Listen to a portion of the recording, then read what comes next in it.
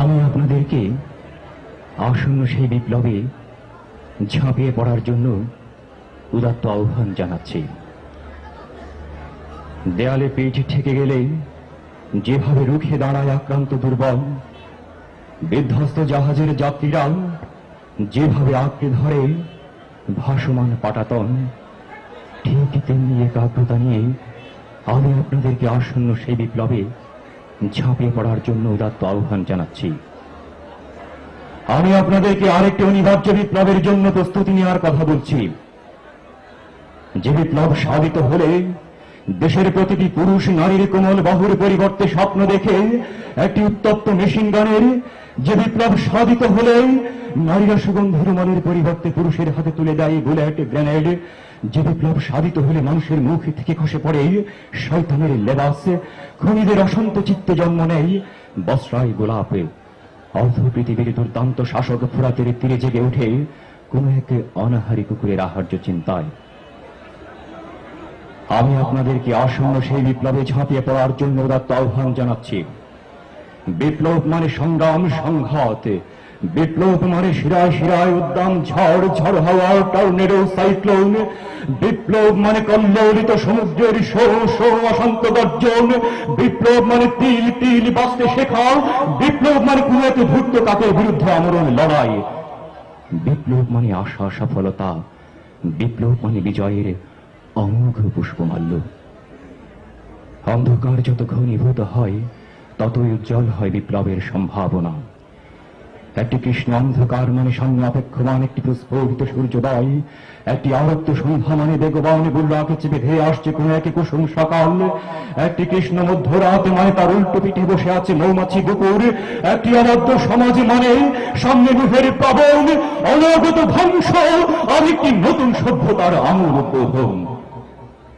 নারী পুরুষ আর সাহসী টকবগে যুবক সকলকে আমি বুকের মধ্যে বিপ্লবের চাষ করতে বলছি, যে বিপ্লবের চাষ করলে প্রজ্বলিত অগ্নি হয় জাফরান বিধি।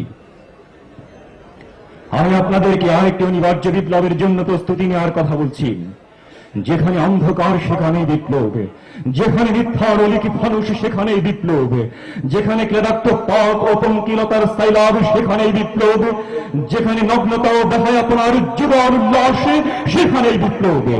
বিপ্লব অন্তরের প্রতিটি কুচিন্তা আর কুকর্মের বিরুদ্ধে, বিপ্লব প্রতিটি জুলুম আর নির্যাতনের বিরুদ্ধে। অবশ্য আমি আপনাদেরকে বিপ্লবের মৌসুমের কথা স্মরণ করিয়ে দিতে চাই। মৌসুম ছাড়া কোনো বসন্ত আসে না, বর্ষা আসে না। মৌসুম ছাড়া ফোটে না কৃষ্ণচূড়া, পলাশে শিমুল। সময়কে ধারণ করতে না পারলে গর্ভবতী হয় না কোনো রমণী, ফলবতী হয় না সবুজ ধানের শীষ, সীমার মটর দানা। সময়কে ধারণ করতে না পারলে সফল হয় না বিপ্লবের আরাধ্য কাজ।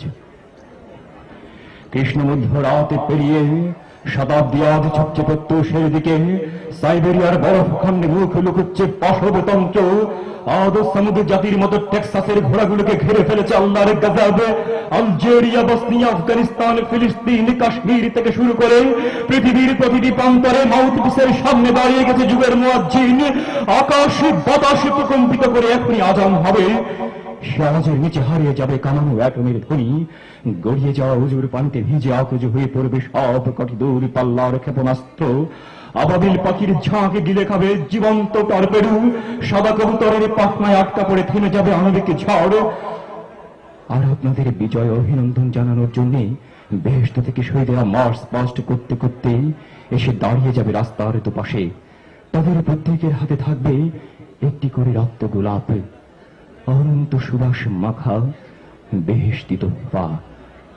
আমি আপনাদেরকে সেই আনন্দিত বিপ্লবের পতাকা উত্তোলনের কথা বলছি।